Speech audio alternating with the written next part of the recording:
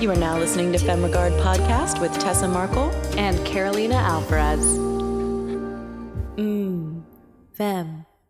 Welcome back, listeners. Thank you again, as always, for tuning in. Today, we're going to talk about music in films. I don't know why, but I just like, as you were announcing this, I'm like, dun dun dun dun dun dun dun dun dun dun. Like, perfect. I know. It's just funny because the music of that intro like gets hyped for the show. I just said that the other week when I was watching it. I was like, I feel like this theme in Game of Thrones, if nobody caught on to that yet, is kind of like the current hype music. Like, it's just because, like, you know it's from Game of Thrones, but like you just hear it and you just get hyped. Like, it doesn't matter what setting it is. Oh yeah. I mean, if I could just like always be introduced to that music, I would be cool with that. Maybe we need to change our like Frenchy cafe sound to Game of Thrones. Filmmaker production. I'll just carry a little boombox with me around everywhere I go, and we'll just, as we get somewhere, introduce ourselves that way. Can we just like fly to Culver City on a dragon too? That would be nice. You know? Yeah, right? I'd be into it. You'd be into it. Yeah, right? totally. But on that note, but I'm ting. Yes, our topic today is music for film, and like, how does one get the right song, soundtrack, work with composers? We're still figuring it out, but what we're going to share with you today, like kind of what we've done to get by without having to need a whole film score, at least for the shorts we've done. Yeah. I'm sure with the bigger stuff, we're going to need to expand on that. But well, I mean, there's so many elements to music in film. So, if you're looking at a traditional feature length film, you've got to have your score underneath, right? Like, you've got to have music behind everything, unless there's an intentional silence. Like, it's got to evoke that emotion. Exactly. So like, out of that soundtrack or score, you're going to probably have specific themes that are like, oh, I remember hearing that tune earlier. That must be like the quote unquote theme of this film. So true. Or and like then, when someone's going to die. Like, right. I always like, oh, I hate it when they're like build you up to, and they're like, no, just kidding. Yeah. They're alive still. Right. And see, that's a great example. Like in horror movies, when you like hear that, like, I literally just got chills thinking of that. Like, what's going to happen. You know what that means because it evokes that emotion. Like, no. It's really empowering stuff, guys. You can't skimp out on the music. It's just like everything else. It's what's going to drive people to be emotionally more connected and invested in your story. Yeah. And like certain films are gonna also have like it's the specific heartbeat, if you will. Yes, I like it. To that. Thank you, Tessa. I'm feeling it today. But certain films are also gonna have like maybe a specific song that's, a classic song that everybody knows that is played at a certain point in it. Or like a great TV show example of that is American Horror Story, the hotel season, when they played the song Hotel California. Because it not only had the vibe they were looking for, but it's a hotel in California. Like, it, it just matched it kind of perfectly. And it was like at this big cinematic, climactic moment or whatever. But there's just so many different ways to use music in film, and I think for us, we've only done shorts. So it's been a little simpler. Like you said, we haven't had to do like a whole score. We haven't had to hire a composer and all of that, but even just that has been a little bit of a struggle for us. Oh, yes. But there are resources out there, and some ways we found like to get through it. There's like great websites out there, like premiumbeat.com is one that I've used to find like actually really like not cheesy, pretty decent sounding stuff. I mean, there's still some cheesiness every now and then you'll find on like these websites, but there are resources out there where you don't have to, you're like, crap, I don't have time to, because composers, I want to respect their work. I know like I can get this track for $50 versus they're going to be a couple hundred to like produce the same kind of sound. So like it is achievable. If you're on a really tight budget. It just depends like what you want and what you exactly. need, like everybody wants to hire a composer to really give them the exact sound they want. But like, if you can't afford that, and especially if you're doing a short, and you just have in mind the kind of sound you want, but you're open to stuff, like, choose the affordable option in that case. Or if you know musicians or composers personally that you can work with, like that is awesome. Again, it's all about who you know, always, you know. Always, always. What not to do, Tessa? Tell what should our listeners not do?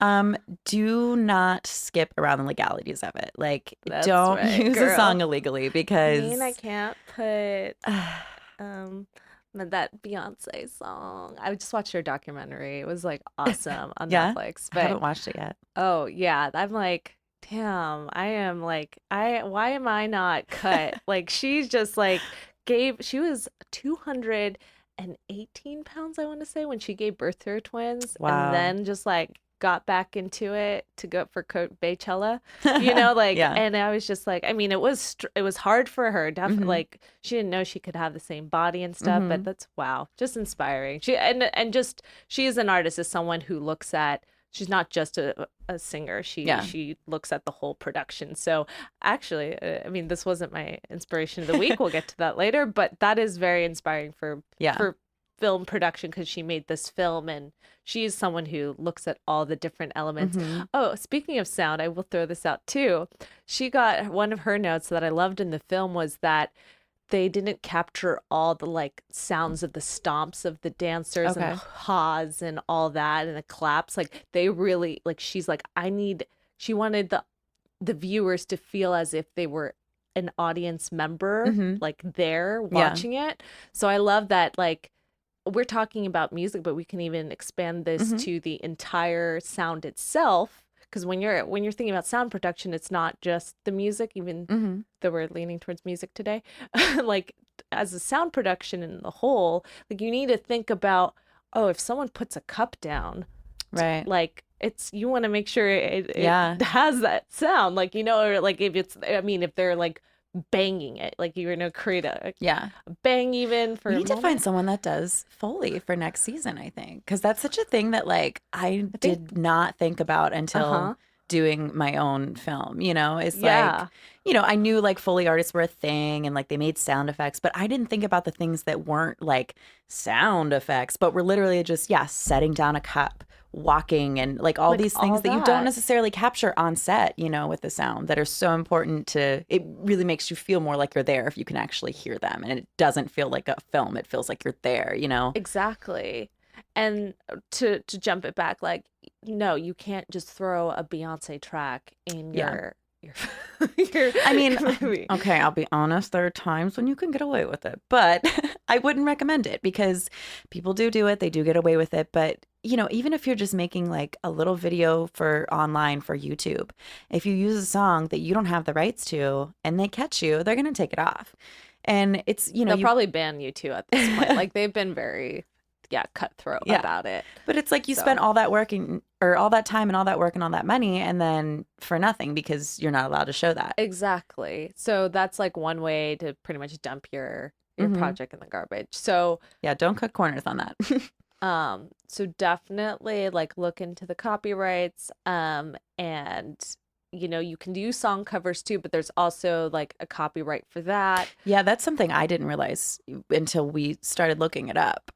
Was that, you can't just There's cover a song. yeah. Like you still have to buy, and it's going to be a different price and all that kind Yeah. of stuff. You might even have to contact different people to get those rights, but yeah, you can't just play somebody's song because it's not And them then singing like it. certain brands, like when we were looking into Chained, the one, the Chained Fleetwood song, Mac. Fleetwood Mac, Hmm. thank you. Like a group artist like them, like you need Mm, permission from every single band member. yeah, because they So all own rights. exactly. Hmm. So it's like when you start looking at music and keeping your budget in mind, like you have to keep that in mind. Like, do Hmm. you have the budget to pay and ask permission from like every single Right. Fleetwood Mac person, and plus their producers, plus the record company, plus like all that? So sometimes it's helpful to find like underground artists Yeah. who you can maybe reach out to, and maybe like you can. you can get them sold on your project and work out deals, you know? If Yeah. you really pitch it yourself well, I know it's possible. It's definitely happened, especially I feel like it happens the most on TV, but I'm sure film too. Like that artists aren't really, they're kind of underground, not well known, whatever, and they get on this show and then all of a sudden they blow up. You know, Yeah, everybody hears that song and they're like, "Oh, that's the song from, this show that I watch every Tuesday night or whatever." exactly. Yeah. Exactly. Hmm. So and like even on your, film projects, if they like love the vibe you're going with and Hmm. they feel like that their song is gonna bring some justice to it, like Yeah. yeah, I think it's totally doable. So, go through your Spotify playlist and see if Hmm. there's any ones where you're like, oh, this is kind of like indie, but it works, and maybe I should reach out to them with, Yeah. and like with, and I say like have some shots or something ready, because the more always you can deliver to sell yourself, the Hmm. better. So like anything to give them idea of what your project is, I think is the smartest way to go. Yeah, because it shows them like what you are expecting of them, but also like what they're Right. getting into, you know? Exactly. They're like, because if they're not liking the story or what you've produced, they're not going to want to align themselves with it. Hmm. So that's just you're trying to sell them on aligning them their message, their sound, their Their song, their brand. Yeah. brand. Thank you, with the project. So again, having a clear vision to give to them, so they know what they're getting themselves into, the Hmm. better. Yeah. I mean, yeah. And even if we talked about this in our previous episode, like being able to kind of speak their language. You don't have to necessarily know music theory, but, if you can tell them, hey, I want my film to sound dark and scary, like, an example of another horror film that you're relating that sound to, as opposed to, I just want it to be dark and scary. Well, Right. dark and scary can mean a lot of things, but if you can give them a specific Exactly. example, or if you can give them, like, even if it's just a song, but this is how I want the soundtrack to sound, just being able Right. to, if you can't speak their language, to give them an example of what you want. So, again, to make sure that you're all on the same page because it's so important. Um, Speaking of that, something just from a producer, Hmm. director, creative director, point of view, something I just like do even when I get to start working on a project, I actually create kind of like a Spotify playlist for that It's a great project. idea. And that even helps me inspire right scenes Hmm. and the journey and just the whole vibe. Like I can feel it. That's how powerful it is, and to like my creative process. So I don't know if that would work for anyone else, but like that's what helps me like even create the sound and the story. Like just Yeah. like, oh, I don't know. It's so impactful. Like the because even like the lyrics, like this, it's all got to tie in, right, with Hmm. what you're doing. So can help inspire or even be featured on your film. So that's something that's I found that's been like helpful.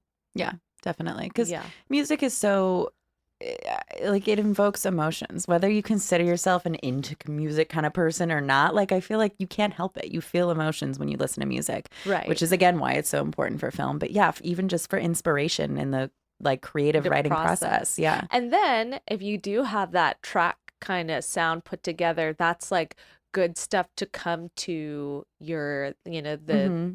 what the To music a producer composer or whoever. composer, Yeah. thank you, with, and be like, hey, so these are kind of a couple songs that like I really could hear and Hmm. see in the like the sound, at least Hmm. like in the feature, and there you already have it, like Yeah. a more clear way, because then they get it and they can go off of that Hmm. and create something around that. Yeah. And it gives, I mean, even if you're not working with a composer, it gives you something to go off of. You know what I mean? Yeah. Like, okay, well, Spotify, like, okay, I'm going to listen to this music and then maybe I'll go to my Discover Weekly and like it'll be based off of that. And that'll, or I'll tell my friend about the Get song and they'll introduce me comfy. to this new band that sounds like Yeah. that, whatever. Like, Oh if yeah. you're just finding the music on your own, you're not working with a composer or anything like that. Like, Uh, yeah, it'll inspire more inspiration. oh, totally. Speaking of inspiration, do you want to talk about your inspo of the week? Yeah. So my inspo of the week is just gonna be sharing kind of all the, I wanted to share the noir films I've been binge watching because that's kind of the genre we've been focusing on is neo noir and film noir, and so like I guess from the classics, I watched Double Indemnity and The Big Sleep. Loved The Big Sleep. I still have yet to watch that. I really need to. I'm excited. Tessa's character is gonna kind of have a Lauren Bacall-esque vibe, so very inspired by that. And then yeah, Double Indemnity was also brilliant. And then I kind of going more towards the neo noir. I watched Chinatown and Mulholland Drive, and which were like completely like different, but this like have like the same crime and figuring or detective kind of elements. I think I looking back, I really I like really love the film noir though, because there's just like a language and a way that you don't really like you don't see that nowadays. I think I like have this weird nostalgia with it that I really like, and I do too. Like any old classic films, oh my god, I wish acting was still like that because I would have so much more fun with it. Like because it's like theater acting, but for the camera, and I love it. I miss it. I want more of it. But that's what has. Well, I hope I've started. I have a first draft of our pilot script, and I don't know if you catch because it's. If I were to do that for today, like nowadays, write like that, it would be a little too theatrical. But I don't know if you could catch, I still used some of the language and vibes. Yeah. It's, or the setup. I would say the language is still a little like leaning towards modern. It is still modern, but it's almost like the setups I've like kind of like where the punchline or like the slap I would call like your character does a lot of slaps like and not physically but with the verbal lines that land and hit. They allow her and the others to kind of do the ping pong back and forth like power play, right? So I see that a lot with the old, and even in Chinatown too, there was a lot of great they do that.